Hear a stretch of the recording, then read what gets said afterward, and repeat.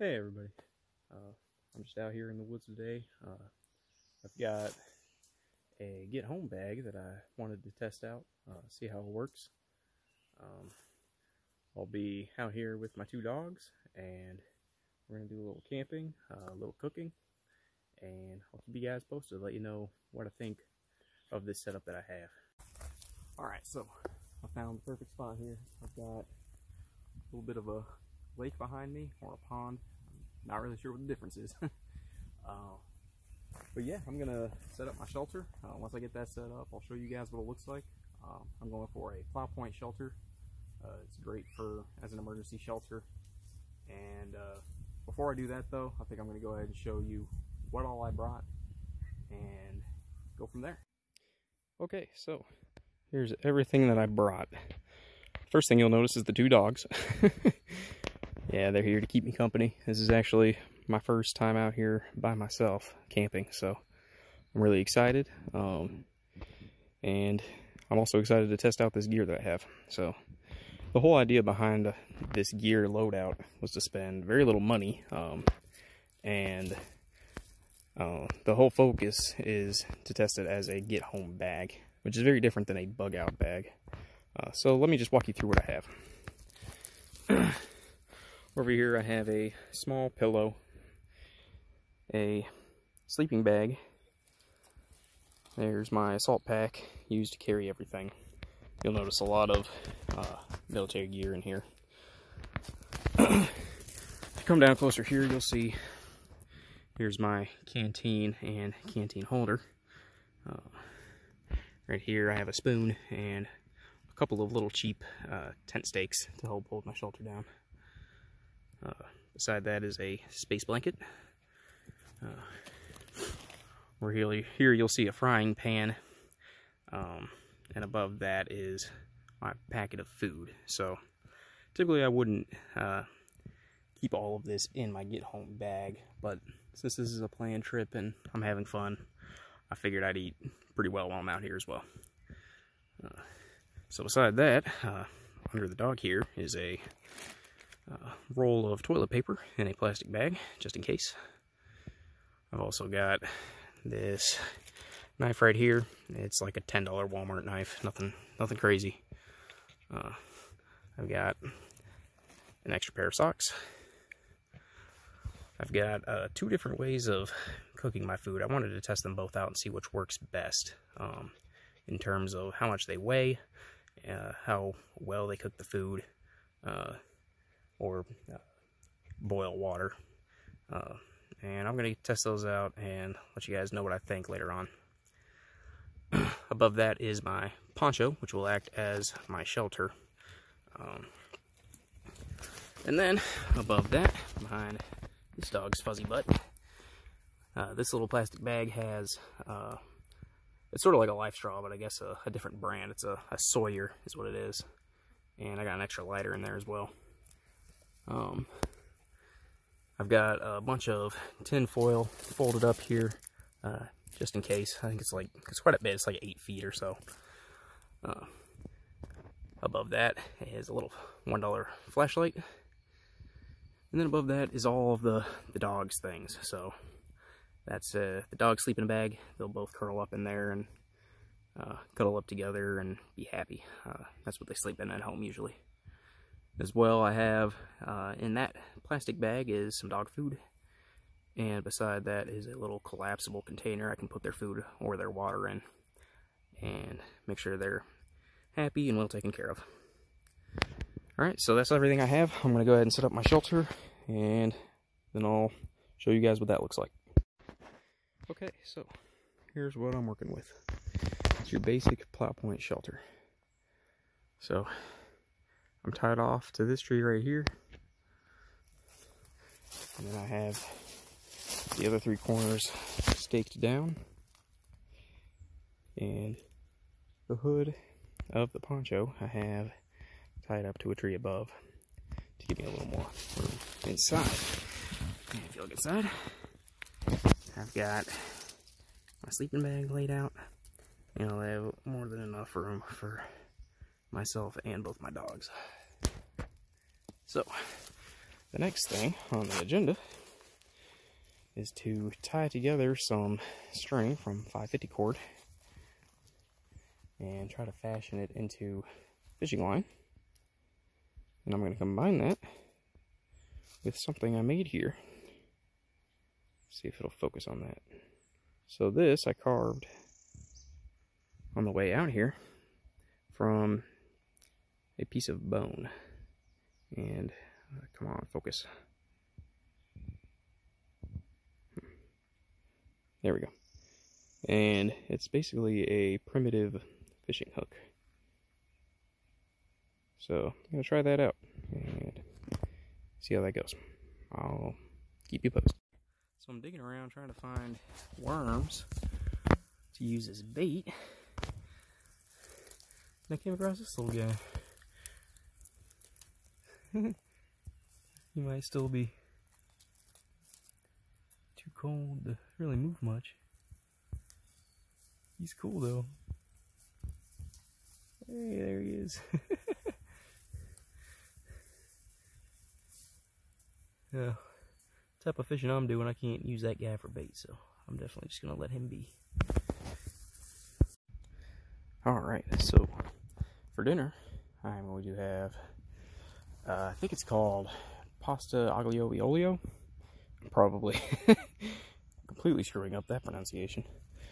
But, yeah, it's basically just pasta with lemon and garlic, and that's kind of the majority of the flavors there.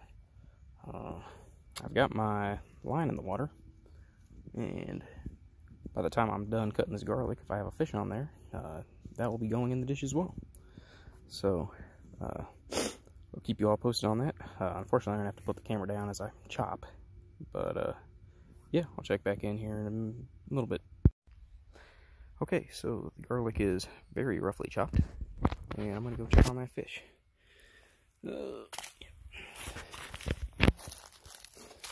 So if you were wondering about that giant head of garlic that I had there, is actually something called elephant garlic. And actually that wasn't the head, that was just a single clove. When my wife last went to the store, they didn't have regular garlic. All they had was the elephant garlic. So it tastes pretty much the same. And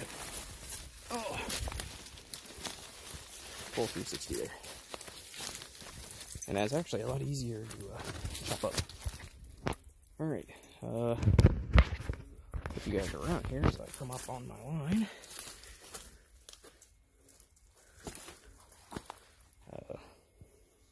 I'm trying to remember where I put my line.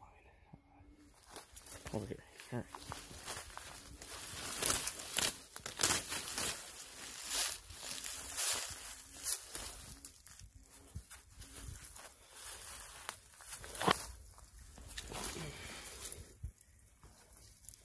And there's no fish. Womp womp. That's it. Okay, so here's a better look at my setup I had going. I was pretty happy with the setup. The bait, I think, left a little bit to be desired. So here's the primitive fishing hook. I think they call it a fishing gouge, maybe. I carved it out of a piece of bone, like I said. And it may be a little too big for the panfish I was going for. So I'll probably want to trim that down a little bit if I try it again. Going down the inner strands of the 550 cord I'm using for line. Tied that off to a stick there that I used as a bobber. And I've got a good amount of cordage there. So the bait I was using, I couldn't find a worm. So I ended up digging into my my breakfast a little bit, which was some packaged oatmeal, and I chewed a little bit and chewed it onto the bone there, hoping that it would stick and that it would attract fish and they would swallow the whole thing. I did, when I first cast it out, I did see some smaller fish that were showing interest in it, but nobody, was wanting to swallow the whole thing, I guess. And I think when I left it there, either it was all nibbled away or it just kind of disintegrated in the water, honestly. A worm would have been much better, but like I said, I just couldn't find one. So, oh well, I'll just cook dinner without any meat, and that's fine.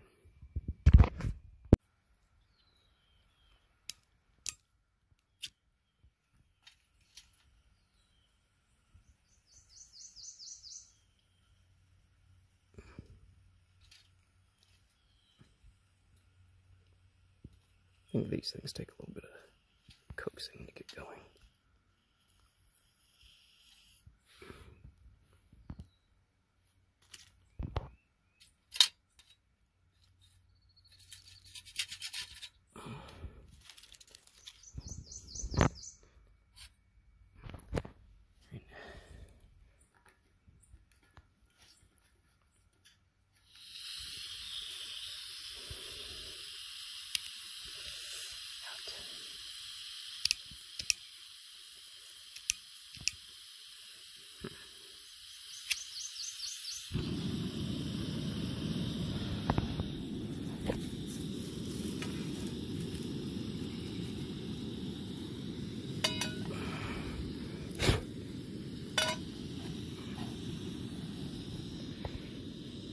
Alright, let's get cooking.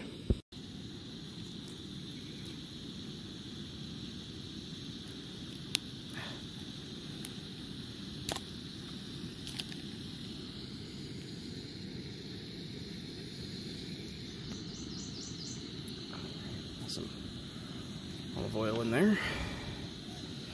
Wow, it's getting real hot real fast.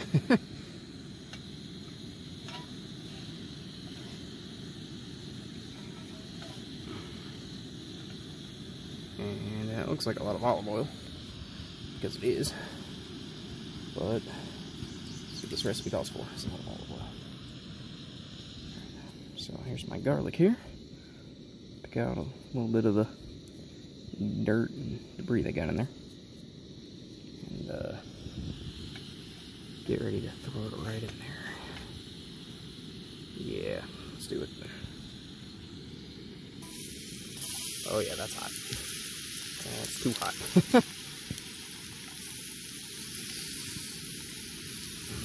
Cooking is a little more difficult when you're using one hand to film. I'm going to take this off the heat a little bit. Put it up here. So, to be honest, I got this going way too early. Because the water isn't even boiling yet. And I'm going to have to add my pasta to that. And some of that pasta water is going to go into this dish here, into the sauce to help it thicken up. But, oh well, you know, cooking in the woods is a lot different than cooking in the kitchen. So, a little bit of trial and error here. I'm going to let this cook up, and if the garlic gets done too soon, I'll just keep it off the heat and hold off until everything else is ready. So the pasta's boiling away there in the murky pond water, and this thing's kind of dying out here. It got really hot though when it was going, so I had to pull these off. A little bit of the garlic got burnt, but that's okay. It'll be delicious nonetheless. So I'm going to go ahead and at this point just add my seasonings to the garlic and olive oil. It's a secret blend of spices. Well, not too secret, it's really just salt, pepper, and a little bit of ground up parsley. I didn't have any fresh stuff to bring out here, fresh parsley, so in goes the ground up stuff. And along with that, we'll go the juice from a squeezed lemon. Try not to get any seeds in there.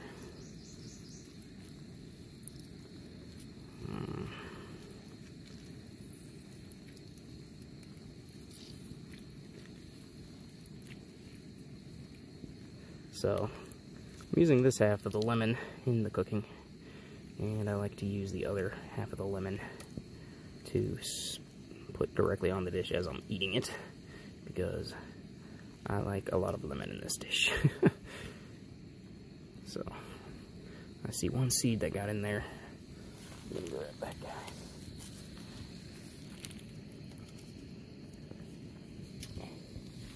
Alright.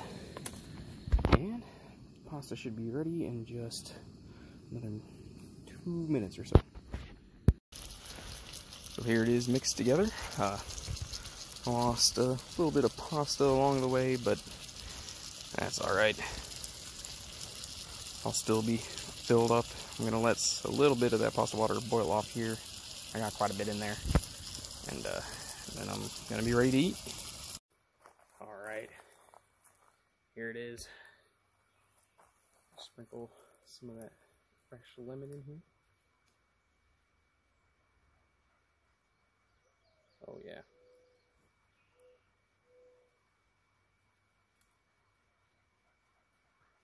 Set that down for now. I'm sure I'll be adding more. Say a quick prayer.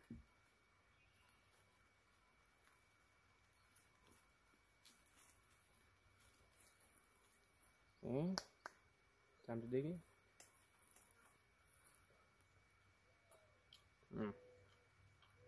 Mm-hmm.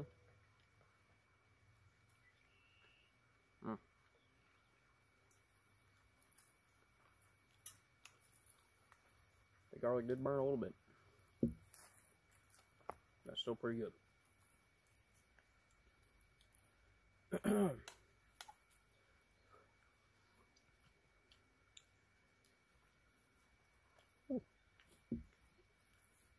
My brother's gonna be strong tonight.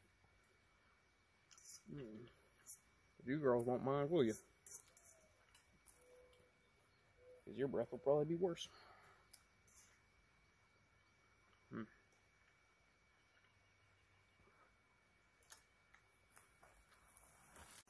Okay, so dinner was pretty good. Now that I'm done with that, I'm going to test out the Sawyer water filtration. Went down to the pond, filled it up, filled up this bag right here, and I just screw on the filter. And I should be able to just squeeze it into my little canteen holder here.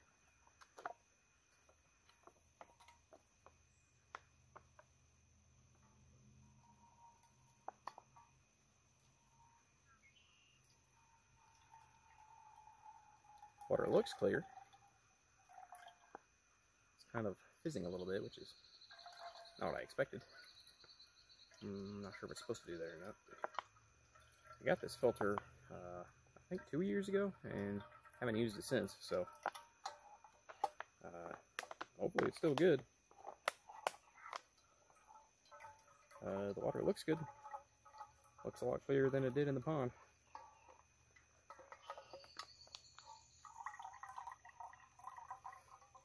Let's take a little taste.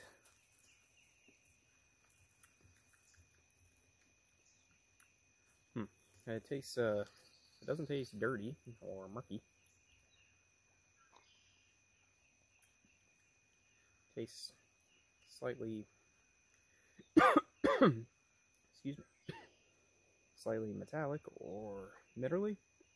Like there's minerals in it. I don't know if that's more the filter's fault or more the tin cup I'm using.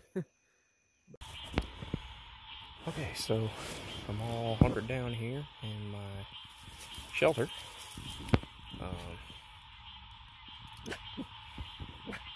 The dogs are barking at something, but probably nothing. I'm just going to ride out the night and let you all know in the morning how it went. Good morning. So last night was about the worst night of sleep I've probably ever had. And that was for one reason only: the bugs. So I knew that bugs could be a problem, especially in the summer months, but I did not realize just how much of a problem they could be. So yeah, I think that is probably the #1 takeaway from this exercise. I have to include some form of bug repellent in my get home bag. You know, it may be a seasonal thing. Maybe I take out the bug repellent during the winter months and I add you know, extra clothing for layers to keep warm, you know, during those months instead. But yeah, thanks for watching, guys. I hope you enjoyed it. I'll probably be putting out another video with a more in-depth review of the bag itself and how it worked, but I wanted this first video to be mostly focused on the trip itself and how it went. Overall, I think I had a lot of fun. I learned a lot, and I encourage you guys to go out and do something similar.